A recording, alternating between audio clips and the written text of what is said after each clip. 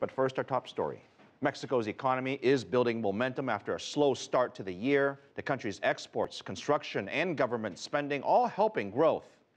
And its economy relies heavily on the informal sector. 60% of that country's works is in the informal economy, mostly in the streets and markets.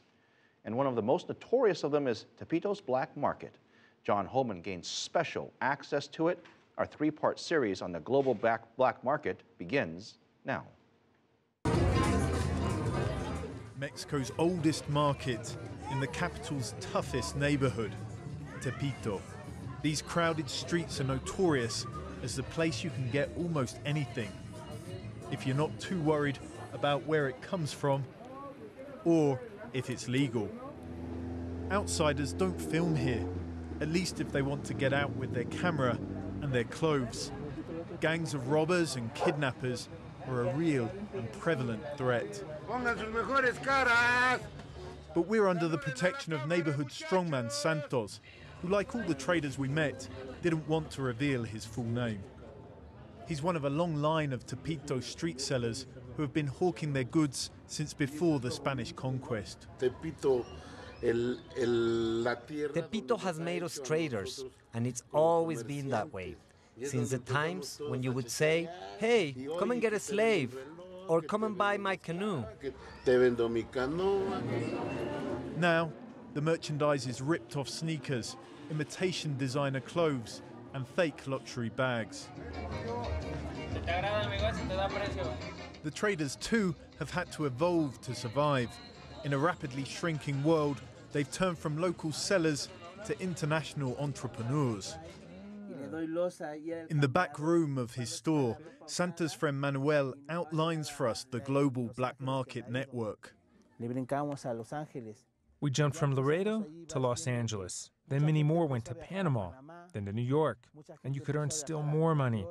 Then people started going to Korea. After Korea, then we jumped to China. I went there for the first time 15 years ago. Now we don't go so much to China because now a lot of Chinese export their merchandise to Central America. There in Belize, you just order the products and they send it in trailers and it just arrives in Mexico. They contact you and you go for your things. Marketeers who have spent all their lives in this small neighborhood find themselves leaping into the great unknown of international travel. Asking for food or changing an air ticket is complicated because I don't even speak English. The only thing you can do is use signs. You get used to going to China and you start to become friends with your guide. He buys the products and then he sends it to you with a serial number. So how do the tons of illegal merchandise arriving by air, sea and road get past Mexican border authorities? Tepito inspires the authorities to become corrupt. The authorities have to turn the blind eye, and we have to give them the money to do so. Once the goods arrive in the market, they disappear into a labyrinth of concealed tunnels and secret warehouses. The casual visitor catches only the merest glimpse of a complex world.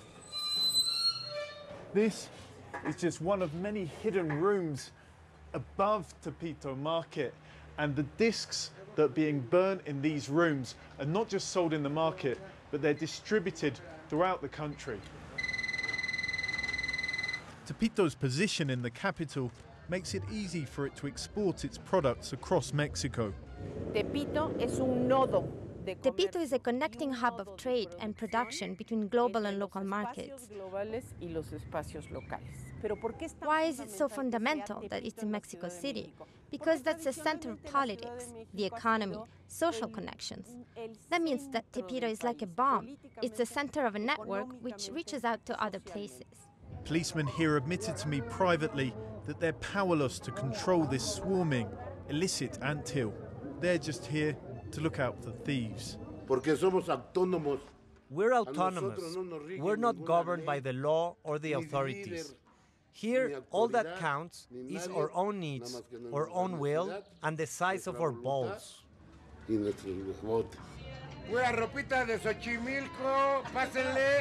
It's that defiance that's enabled Tepito to remain at the forefront of the black market trade. And as the world gets smaller, it continues to find a way to survive. John Holman, CCTV, Mexico City.